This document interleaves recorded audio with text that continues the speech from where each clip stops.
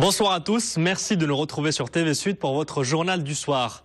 Dans les titres de cette édition, François Fillon était hier à la Grande Motte pour un meeting politique. L'ancien Premier ministre en a profité pour réagir au retour très médiatisé de Nicolas Sarkozy. L'avocat des gens du voyage installé depuis samedi dernier au centre d'entraînement du MHSC a réagi. Condamnés à quitter les lieux avant samedi prochain, ils ont fait appel et vont assigner la ville. Nous irons également à Vedène, près d'Avignon, où est installé le siège des autoroutes sud de la France et sa radio. Avec les grandes vacances, vous verrez qu'ils ont du pain sur la planche.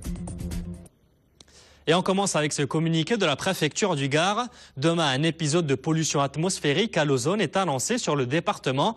La préfecture préconise de réduire ses déplacements, notamment en voiture, et de privilégier plutôt les transports en commun. De même, elle préconise également d'éviter les activités sportives intensives. François Fillon, l'ancien Premier ministre, était à la Grande Motte hier. Il y tenait un meeting politique et il en a profité pour réagir pour la première fois sur le retour très médiatisé de Nicolas Sarkozy. Après l'affaire des comptes de campagne, l'ancien candidat à la présidence de l'UMP passe à l'offensive. Écoutez-le au micro d'Olivier Roy. Je l'ai écouté avec intérêt et avec respect et l'accueil qui lui fut réservé a été chaleureux. Cependant, je vous le dis, je ne lie pas l'avenir de l'UMP à un homme. Le temps de l'opposition est fait pour débattre, il est fait pour réfléchir, il est fait pour susciter de nouveaux talents, il est fait pour faire des bilans, il est fait pour élaborer un projet nouveau. Et pour ce faire, l'UMP ne peut pas vivre immobile, congelé, au garde à vous, dans l'attente d'un homme providentiel. Chacun a le droit de vouloir servir son pays. Et chacun aura le droit d'être candidat aux primaires. Mais personne ne peut dire circuler, il n'y a rien à voir. Le recours, c'est moi. Et dans l'assistance hier, il y avait Jacques Domergue, le chef de file de l'UMP à la mairie de Montpellier. Toujours pas candidat aux prochaines municipales, mais déjà investi par son parti lorsqu'il le sera. Ce qui ne devrait pas tarder, écoutez-le. Je me prépare à pouvoir, après l'été, m'adresser aux Montpelliérains pour leur dire que je souhaite être candidat, mais avant ça, j'ai des obligations professionnelles, j'ai 900 salariés, j'ai une entreprise à forte potentialité humaine, un conseil d'administration, il faut respecter tout ça. Il ne faut pas brûler les étapes. Et je pense que l'UMP s'est un peu précipité à me donner une investiture, alors que je ne la demandais pas pour l'instant. Politique toujours, et la visite de la ministre de la Culture, Aurélie Filippetti, a passé la journée au Festival d'Avignon. L'occasion pour elle de rassurer les professionnels du spectacle vivant. Le budget du spectacle vivant et des arts visuels, donc tout ce qui concerne la création sur tous les territoires est préservé et sera préservé dans le budget 2014. Donc il n'y aura pas de restrictions budgétaires sur tout ce qui concerne les crédits qui vont alimenter dans toutes nos régions les festivals, les troupes, les compagnies, les orchestres, tout ce qui est spectacle vivant, art visuel et enseignement supérieur aussi, culturel, eh bien sera préservé. C'est ça le message que je veux faire passer, faire connaître aux acteurs culturels, puis aussi évidemment un message de soutien très fort à la démarche de renouvellement des générations à la tête des établissements culturels. Sommés par la justice de quitter le centre d'entraînement de Gramont qu'ils occupent depuis samedi, les gens du voyage ripostent à travers leur avocat. Ils font appel de la décision du juge et veulent assigner la ville en justice. Écoutez-le. Nous, on va tenter une contre-attaque, c'est-à-dire qu'on va demander au tribunal administratif d'ordonner à la ville de Montpellier de reloger tout le monde. Enfin, pas reloger, pardon, de trouver un terrain pour accueillir tout le monde. Et comme c'est son obligation, et c'est à cause de cette situation de faute de la ville de Montpellier qui ne remplit pas ses obligations, que nous en sommes réduits à occuper des terrains d'autrui. Voilà. Chose que les voyageurs déplorent, mais bon, il faut bien s'arrêter quelque part. Pas de vacances pour les services de l'État. Pendant la période estivale, les différents services liés à la sécurité resteront actifs et sur le qui-vive. Le département aura 72 gendarmes mobiles et 80 réservistes supplémentaires. Le préfet du Gard fait le point au micro d'Alain Belon.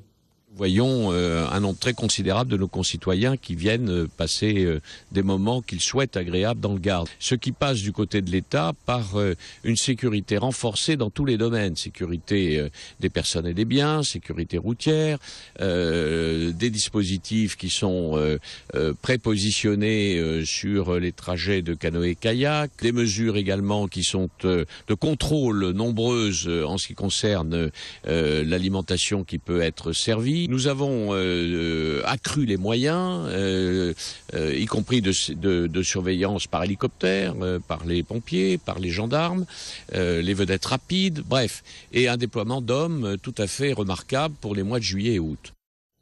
En 7 ans de grand départ, les autoroutes du sud de la France sont sous haute surveillance. Pour l'information trafic, tout est centralisé à Vedène, près d'Avignon, siège également de la radio de l'autoroute. Olivier Roiran a pu entrer dans ce centre névralgique. Une porte s'ouvre sur un site stratégique. Bienvenue dans le Centre national d'information trafic des autoroutes du sud de la France. Dans cette salle, près d'Avignon, les opérateurs scrutent les 2700 km de réseau. Une info qui est relayée en temps réel sur les ondes du célèbre 107.7. L'information, elle peut arriver par une borne du réseau d'appel d'urgence. Elle arrive dans un PC sécurité. Ce PC sécurité va consigner, va créer une fiche informatique. Cette fiche informatique va remonter ici au centre d'information trafic. Ensuite, elle sera analysée, vérifiée et tout de suite transmise à Radio Vinci Autoroute pour que la radio 107.7 émette un message de sécurité vers nos clients. Hélène, oui. Pour ton info, les piétons, ils piétonnent pas. Hein. Ils sont assis dans l'herbe tranquillement. D'accord. Voilà. Mais ils sont bien là. Ouais, il y a le patrouilleur avec eux. Ces piétons ont été repérés au kilomètre 10. Le patrouilleur est sur place, aborder la zone avec la plus grande prudence. La radio pour informer mais aussi pour détendre les automobilistes sur la route des vacances. Ici, 14 journalistes se relaient 24 heures sur 24, 365 jours par an. Ils sont en contact permanent avec leurs collègues juste derrière la vitre. Dans cette grande salle, l'ambiance est plus feutrée et quand l'autoroute se charge, notamment sur l'A7, il est possible d'activer une régulation dynamique du trafic. 110 km/h maxi au lieu de 130 pour éviter les bouchons. Explication. Lorsque vous circulez, si vous avez les voitures devant vous qui sont déjà à 110, vous n'allez pas pouvoir rouler plus vite. Et vous allez respecter vos distances de sécurité et tout le monde va rester dans sa file. Lorsque tout le monde reste dans sa file, à une vitesse constante, on passe beaucoup plus de voitures que si on ne diminuait pas la vitesse, tout simplement. Et ça marche. En 10 ans de fonctionnement, la régulation dynamique du trafic, c'est 30% de bouchons en moins et une chute de 25% du nombre d'accidents. La nouveauté cette année, plus de panneaux lumineux en sortie d'aire de repos ou d'échangeurs pour informer en direct de la vitesse limite sur l'autoroute. Lorsqu'on est étudiant et qu'on arrive dans une nouvelle ville, il est souvent difficile de trouver ses marques et surtout un logement. Mais pour vous aider, certains relais existent, comme l'espace logement étudiant. Il ouvre ses portes du 2 au 31 juillet, puis du 12 août au 27 septembre, avec pour mission vous aider. Écoutez son fondateur. Alors il y a différents effectivement pôles sur place. Il y a déjà un pôle service offre de logement où ils vont découvrir plusieurs milliers d'offres de logement, d'agences immobilières, de résidences étudiantes, d'offres de particuliers. Les quelques disponibilités également qui sont encore possibles au niveau du parc du Crous. Donc ça c'est la première phase, avec la possibilité de prendre des rendez-vous directement sur place. Donc ça c'est la première phase qui est importante. La deuxième liée à la phase d'installation. Donc là on va regarder l'ensemble de leurs besoins, une mutuelle, l'ouverture d'un compte, la compréhension d'un déplacement avec la TAM et la SNCF et différents acteurs. Voilà, donc on va échelonner toutes ces étapes et ensuite, pendant ces 3 mois, des journées thématiques sur le sport, la culture, les loisirs, le bien-être, l'environnement, afin de découvrir toutes les facettes de la ville de Montpellier. Une note de musique maintenant et la 3e édition du Live au Pont qui se tenait hier.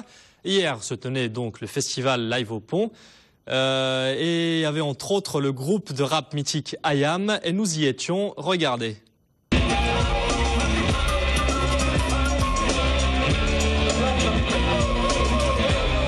Wax Taylor a enflammé le pont du Gard hier pour la première soirée des live au pont. Le DJ français a entamé une longue tournée pour présenter son 4e album, Dusty Rainbow from the Dark, et l'étape du pont du Gard n'a pas été choisie au hasard. Il y a plusieurs raisons, il y a la région, il y a le fait d'avoir envie de revenir par là, il y a le site qui est vraiment important. Moi je me rappelle être venu ici en touriste et me dire que ça serait vraiment chouette de faire un concert ici. Et puis après voilà, la programmation restera à corps, donc il y avait toutes ces raisons qui se mettaient bout à bout.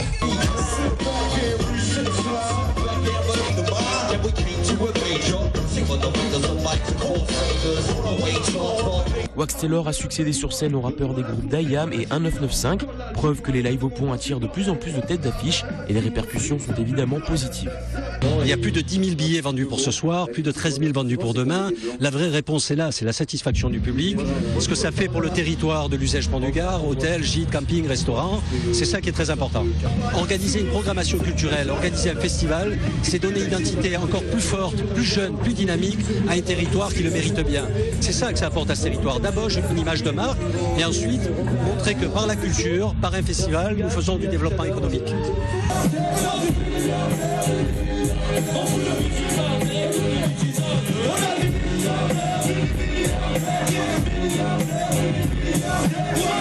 Le festival se poursuit ce soir avec une nouvelle grosse programmation. Asaf Avidan, Woodkid, Giza Felstein ou encore Vitalik prendront possession de la scène pour le plus grand plaisir du public, une nouvelle fois attendu en nombre. Depuis ce matin, un bateau de la Marine nationale est amarré au port de Sète et à partir de demain et pour tout le week-end, il vous sera possible d'aller le visiter, que vous ayez le pied marin ou pas. De quoi peut-être susciter des vocations. Coralie Pierre et Adrien Linière y ont fait un tour ce matin. Il était un petit navire, pas si petit que ça. Après plus d'une demi-heure de manœuvre, l'enseigne de vaisseau Jacoubet s'est amarrée au port de Sète. La possibilité pour tous les membres d'équipage de profiter d'un week-end de repos après quelques jours passés en mer, comme une coupure à des journées chargées. Après avoir fait quelques jours de mer, on est souvent fatigué et ça nous permet de se décontracter entre collègues, de profiter des pays. C'est pas mal attendu. À bord, le grand rythme est donné par l'écart. L'équipage se relaie 24 heures sur 24 pour faire tourner le bâtiment.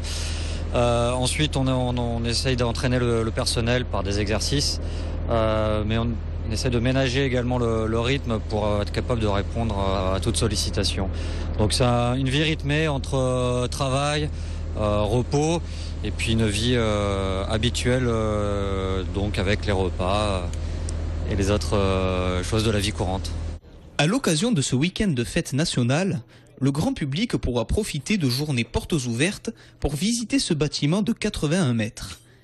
Actif depuis 1982 et composé de 85 membres d'équipage, il a pour mission première la lutte anti-piraterie, anti-terrorisme et anti-trafic. Le capitaine et son équipage s'improviseront guides touristiques et emmèneront le public dans les coulisses de l'enseigne de vaisseau Jacoubet. Sète, c'est notre ville marraine depuis un an. Donc l'objectif, c'est de faire découvrir le bateau à la population locale. Nous sommes payés par vos impôts et il est tout naturel que vous sachiez un peu comment on utilise le bateau et donc vous faire découvrir notre bâtiment et également notre passion et notre métier. Des visites guidées gratuites destinées à faire découvrir les postes clés du bâtiment et qui auront lieu les samedis 13 et dimanche 14 juillet de 14h à 18h. Et pour finir, un petit mot sur le feu d'artifice du 14 juillet. Celui de Montpellier aura lieu au parc Charpac à partir de 23h pour un show pyrotechnique de 30 minutes sur le thème de la prise de la Bastille en 10 tableaux. Voilà, c'est la fin de ce journal. Merci de l'avoir suivi. Passez un très bon week-end.